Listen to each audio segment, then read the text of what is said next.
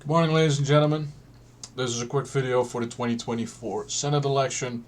Just want to do these ahead of time, just so we have a bit of a buffer when it comes to content.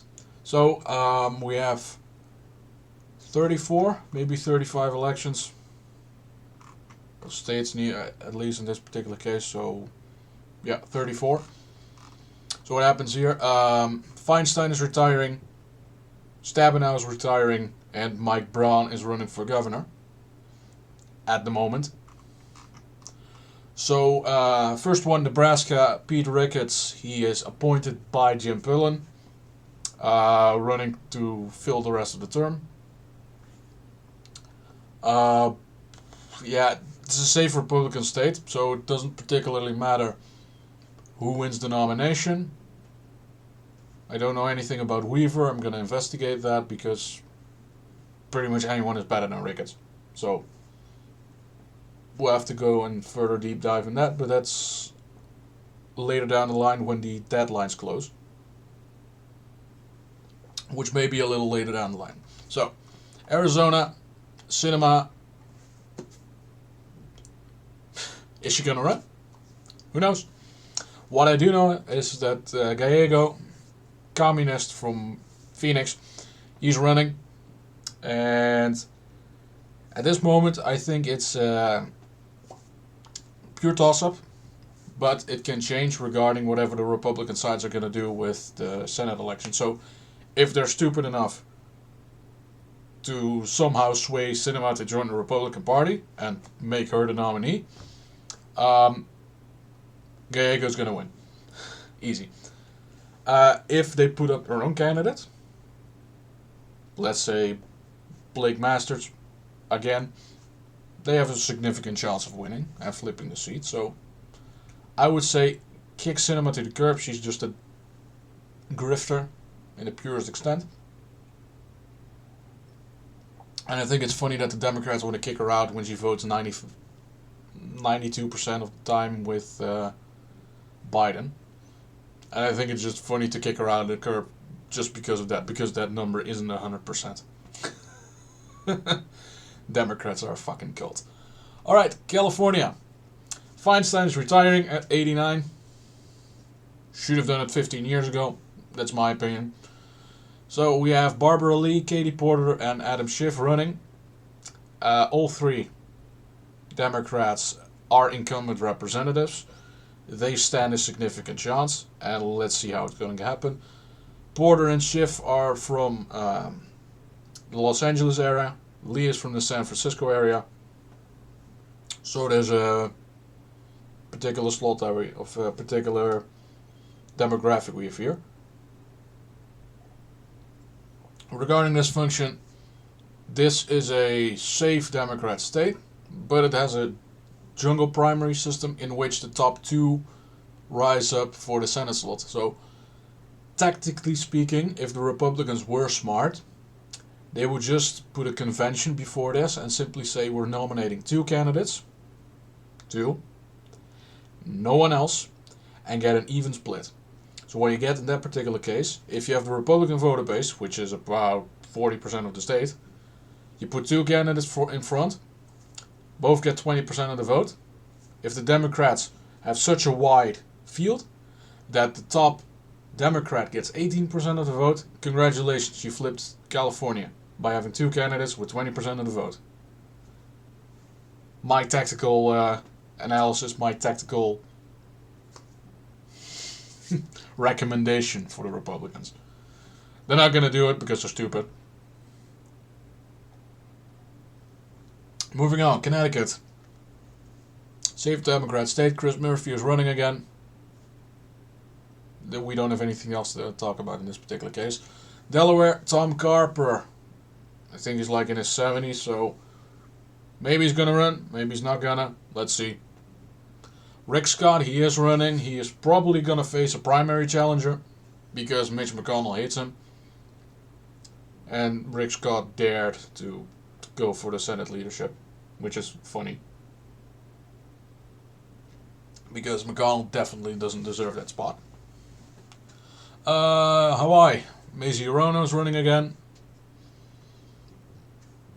Easy victory, right? I think it's funny that Hawaii is re-electing one of the most racist people you can imagine. Then again, it's Hawaii. They're fucking insane. Indiana. As I stated previously, Braun is running for the governorship. He's probably going to win that one. And Jim Banks is winning the Senate seat. We don't have to analyze further regarding that. Maine, Angus King. Easy re-election. Maryland, Ben Cardin. It's a safe Democrat state. There's just a matter of questioning whether Cardin is going to run. And looks like he's gonna. We'll have to see. Massachusetts, Warren. Pocahontas is gonna win, so that's something we don't have to worry about. Michigan. Stabenow is retiring. Statements regarding, let's say, if you can't afford gasoline, buy a brand new electric car. That's not really, under any circumstance, something that is positively seen. I wonder why. Such elitist crap, she deserved to lose, but alas. So we have Elissa Slotkin. Yes, I think she was the insane one that wanted to nuke Russia over Ukraine. Or some shit like that. And Nikki Snyder as Republican. If it was Stabenow running for re-election, I would have put it as safe Democrat. Now I'm gonna say toss-up. We'll have to see. Minnesota, Klobuchar, easy re-election. Mississippi, Wicker running for re-election, easy victory. Missouri, Hawley, bit embattled. Then again, 2018 was a flip for Missouri. I think this is going to be 10-point victory for Hawley. Montana, Tester, or as I like to call him, Senator Testicle. Running for re-election again. He's going to lose this time around. Trump's on the ballot, baby. He's gone. Deborah Fisher, Nebraska, 24th, third term, yeah. I think she's gonna hang on. Jackie Rosen, Nevada, pure toss-up seat. New Jersey, Robert Menendez, easy victory, re-election. That particular point, yeah, 54% in 2018, that's really low actually. Strange. Maybe that had something to do with the lawsuits against him for molesting children. Probably. New Mexico, Heinrich, easy. It's gonna be like 10 points. Gillibrand, she's running, so re-election. I think it would be funny if you have someone like AOC running against her. Then she may actually be primaried out, but nothing else happens. North Dakota, safe Republican seat. Let's see what happens with Kramer. Ohio, Brown, running for re-election. Currently, there's Matt Dolan. If Matt Dolan is the nominee, he is basically, to summarize it, one of those Cleveland Republicans, so basically a Democrat. In that particular case, Brown is going to get re-elected. If they're going to put someone up like Frank LaRose, or they're going to put up someone like Warren Davidson, then you may actually see this flip. Pennsylvania, Bob Casey, or Robert Casey Jr.